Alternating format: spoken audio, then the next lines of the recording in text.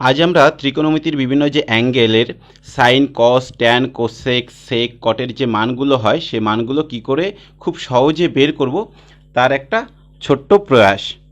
কি করে আমরা যেমন সাইন 40 ডিগ্রি, ট্যান 60 ডিগ্রির মান বের করব চলো আমরা দেখি।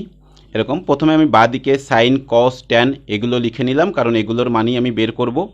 আর উপরে আমি জাস্ট এদের যে সাধারণত যে মানগুলো আমরা বের করে থাকি 0 degree, 30 degree, 45 degree, 60 degree, 90 degree যে মানগুলো সেগুলো আমি উপরে লিখে নিলাম।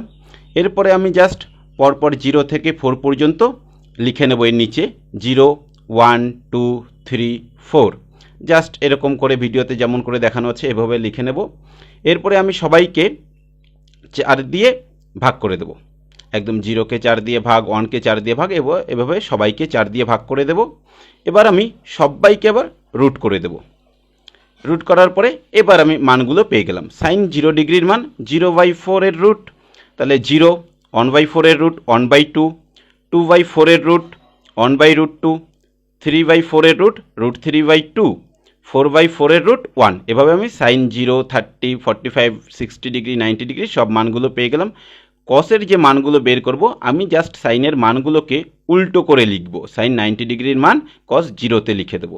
দেখো কালার দিয়ে সুন্দর ম্যাচ করে রেখেছি। √3/2 সাইন কস 30 ডিগ্রির মান, এভাবে দেখো আমি সব উল্টো করে রেখে দিলাম, কসের মানগুলো সব পেয়ে গেলাম। এবার আমি যখন ট্যানের মান বের করব তখন আমরা জানি ট্যান থিটা সমান সমান sine theta by cos theta 0/1। 0/1 তাহলে ট্যান 0 ডিগ্রির মান 0/1 0 হয়ে যাবে ট্যান 0-র মান। এভাবে আমরা ট্যান 30 ডিগ্রির মান 1/2 ডিভাইডেড বাই √3/2 করব, তাহলে আমরা মান পাবো 1/√3।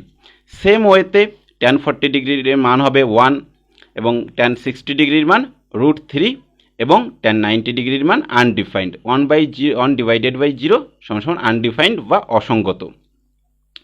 এভাবে আমরা এই মানগুলো যখন পেলাম আমরা কোসেক থিটা, সেক থিটা, কট থিটার মানগুলো আরামে পাবো। আমরা জানি কোসেক থিটা সমান সমান 1/sin theta, sec theta 1/cos theta, cot theta সমান সমান 1/tan থিটা।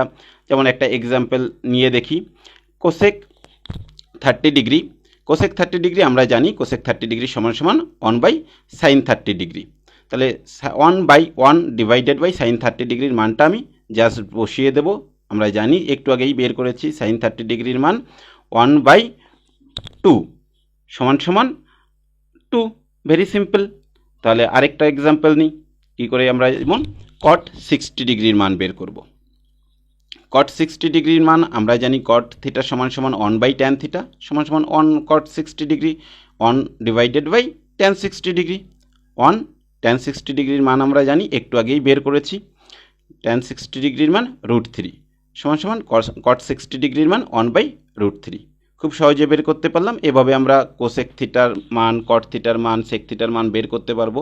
পরীক্ষায় আমরা কখনো যদি এই মানগুলো ভুলে যাই তাহলে আমাদের এই প্রসেসটা জানা থাকলে আমাদের কোনো কোশ্চেন ভুল হবে না। চলো।